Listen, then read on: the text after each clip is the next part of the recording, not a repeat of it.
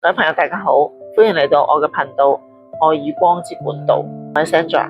我哋生活喺呢個三維世界，每日都會面對好多社會賦予俾我哋嘅標籤、身份、地位。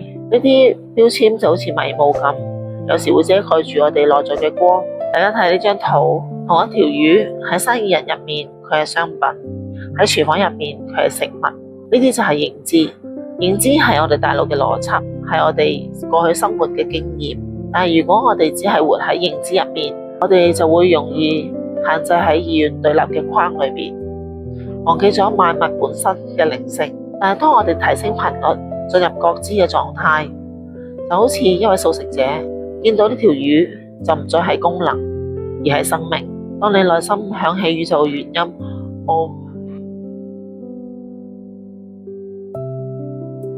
你就會明白覺知係一種覺察者嘅視覺，你唔再被外界嘅環境轉動所影響，而係靜靜咁睇住自己嘅起心動念。條魚從來冇變過，變嘅係我哋賦予佢嘅能量同埋意義。時刻保持覺知，就係保持你內在嘅管道嘅純淨。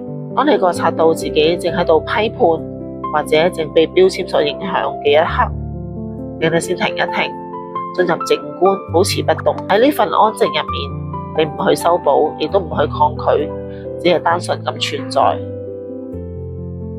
當你能夠穩定喺呢份不動之中，愛同光自然會重新流動，將一切嘅執着轉化。記住，你點樣睇個世界，世界就點樣對待你。